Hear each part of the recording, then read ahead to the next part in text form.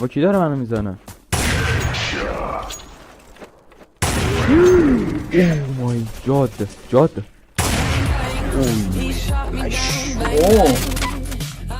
I'm the super player. برادر پخت و پز.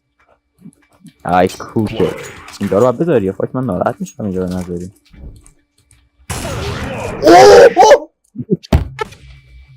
هولی شیت.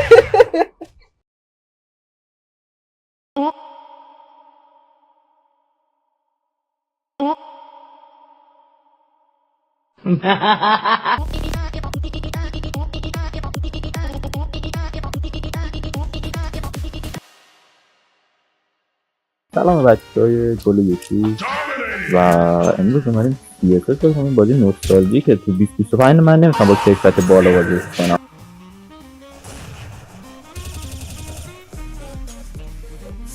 لبخند بذارم دوستان. I have some plan. چطوری نتونستی رو بزنی؟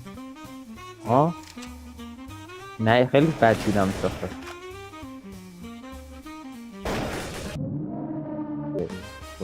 بالانس بازی خیلی بالانسه. من میشه من همه رو ریوایو کرد. پس اونا اکچلی بازیش خوبه.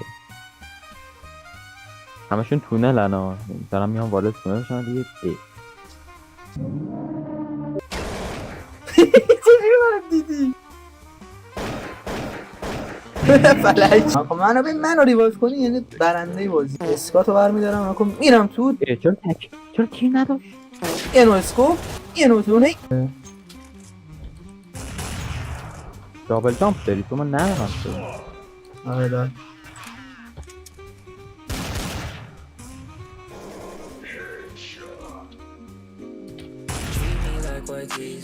یکیشون پله همطوری کمپه میدونم کجاست. اگه بتونم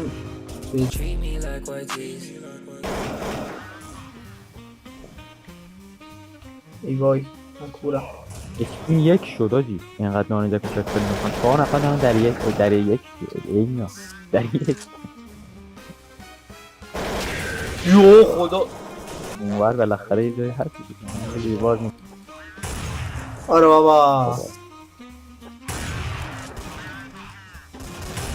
رضا میگم خاصی بیاد در ای خاصی در ای خاصی در ای میاد بابا هستم بابا در اینم بابا تو اسموک داره منو میزنه این چیته دیگه.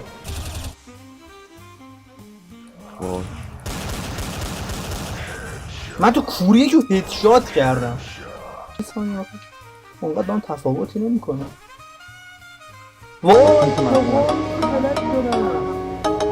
من همینطوری دارم فلش میشم. پینگ یارو من سفره 7 سینه همه یه چیزی. تو 19 من 40 این 35 اون 165 اون 65 حروم